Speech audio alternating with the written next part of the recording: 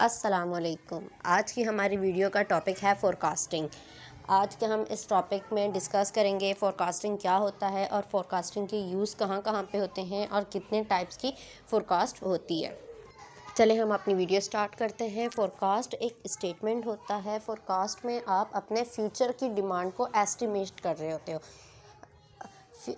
Forecast जो होता है वो एक आपकी एस्टिमेशन होती है, आपकी प्रिडिक्शन होती है कि इन फ्यूचर में जाके आपकी सेल है या किसी भी चीज़ की आप प्रिडिक्शन कर रहे हो, वो चीज़ आगे जाएगी या पीछे पीछे होगी, उसकी आगे की वैल्यू क्या होगी, इन फ्यूचर में उसकी वैल्यू क्या होगी। फोरकास्ट बेसिकली ये है।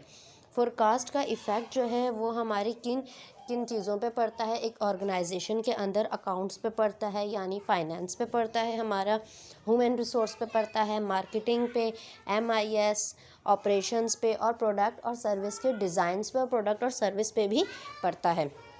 अब किस तरीके से फोरकास्ट का इम्पैक्ट पड़ता है वो मैं आपको आगे कंटिन्यू।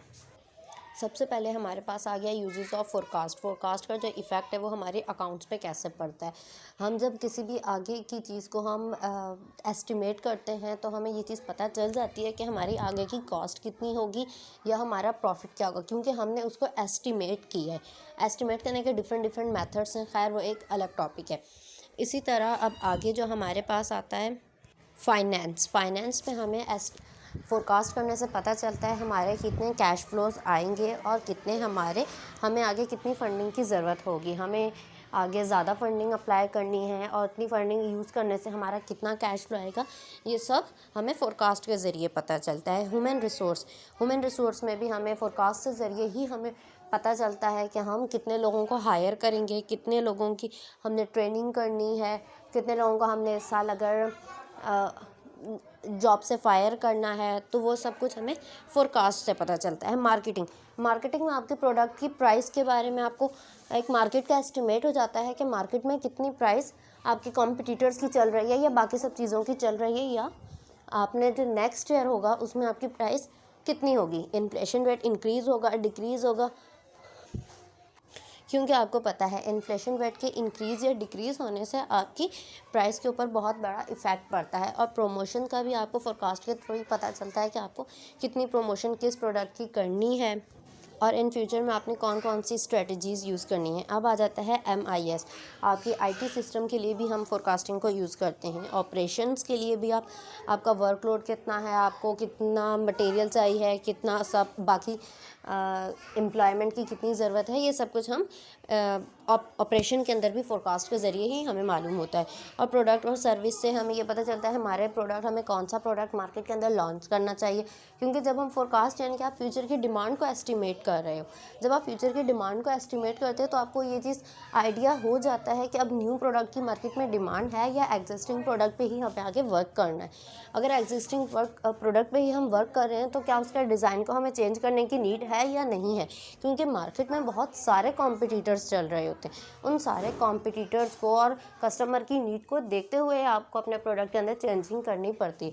अगर आप चेंजिंग नहीं करते तो आपका प्रोडक्ट जो है वो वहीं रह जाता है और आपके कॉम्पिटिटर आगे निकल जाते हैं और आपकी प्रोडक्ट की डिक्लाइनिंग लाइफ स्टार्ट हो जाती है, क्योंकि एक प्रोडक्ट की 4 ही लाइफ साइकिल होती है ना। जब आपके प्रोडक्ट की एक चीज़ आप एक लेवल पे आके स्टॉप कर जाओगे, उसके अंदर इम्प्रूवमेंट नहीं करोगे, तो लोग कुछ टाइम पीरियड के बाद उस प्रोडक्ट को ख़त्म कर देंगे, यूज़ करना बहुत कम कर देंगे या बिल्कुल ही आपकी प्रोडक्ट मार्केट में बहुत कम हो जाएगी।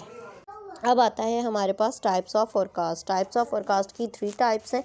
पहली है जजमेंटल, जिसके अंदर हम सब्जेक्टिव इन्फॉर्मेशन की फोरकास्टिंग करते हैं। सेकंड है टाइम सीरीज़ के अंदर आपका जो हिस्टोरिकल डेटा होता है ना, हम उसको देखते हुए फ्यूचर की फोरकास्टिंग करते हैं। और लास्ट है एसोसिएटिव मॉडल, उसके अंदर आपके जो है एक्सप्लेनेटरी वेरिएबल जो होते हैं उनकी हम फोरकास्टिंग कर रहे होते हैं। जजमेंटल फोरकास्टिंग को हम थोड़ा आगे और ब्रीफ एक्सप्लेन किया हुआ है। सबसे पहले है एग्जीक्यूटिव ओपिनियन। इसमें जो मैनेजर्स होते हैं उन सबको इनकी एक मीटिंग की जाती है और वो सब बैठ के एक फ्यूचर की एस्टिमेशन लगाते हैं। अब सेकंड आ जाता है सेल्स फोर्स ओपिनियन। इसमें सेल्स पर्सन जो होते हैं उन सब से डिसीजन लिया जाता है और उनकी जो सेल्स हुई होती है उसके अकॉर्डिंग वो लोग अपना फ्यूचर की बताते हैं कि फ्यूचर की फोरकास्ट करते हैं फ्यूचर में कितनी सेल इंक्रीज़ हो सकती है या डिक्रीज़ हो सकती है।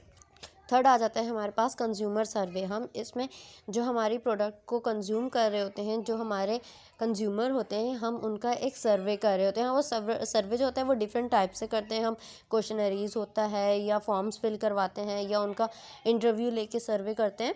उनका एक सर्वे रहते हैं और फिर उस सर्वे के अकॉर्डिंग हम एस्टिमेट कर रहे होते हैं कि फ्यूचर में हमारी सेल्स या हमारी जो भी प्रोडक्ट की वैल्यू है वो इंक्रीज़ होगी या डिक्रीज़ होगी, उसको हम एस्टिमेट करते हैं। फोर्थ आ गया हमारे पास आउटसाइड ओपिनियन। आउटसाइड ओपिनियन में जो हमारी कंपनी के बाहर के होते हैं, जैसे कि हमारे सप्लायर्स हो गए, कंपनी के जो स्टेक होल्डर्स होते हैं वो आउटसाइड ऑफ द कंपनी होते हैं, उन सब से हम उनके ओपिनियंस लेते हैं और फिर उसके अकॉर्डिंग हम एस्टिमेट करते हैं फ्यूचर की फोरकास्ट कर रहे होते हैं। सबसे लास्ट आ गया डिल्फी मेथड्स। इसके अंदर आप ओपिनियंस दो टाइप के होते हैं। एक है हम ओपिनियंस मैनेजर्स और स्टाफ का ओपिनियन ले रहे होते हैं। हम उनमें उनको उनकी एक मीटिंग करवाते हैं और उनकी मीटिंग के अकॉर्डिंग उनके ओपिनियंस को हम फोरकास्ट करते हैं। और इसका लास्ट पार्ट जो है उसके अंदर हम करते हैं कि हमारे जो उस फील्ड के एक्सपर्ट्स होते हैं उनका ग्रुप बनाते हैं और उन सब के ओपिनियंस को लेते हैं और फिर हम उसकी फोरकास्टिंग करते हैं। अगर आपको मेरी वीडियो पसंद आई है तो मेरी वीडियो को लाइक कर दें और मेरे चैनल को सब्सक्राइब कर दें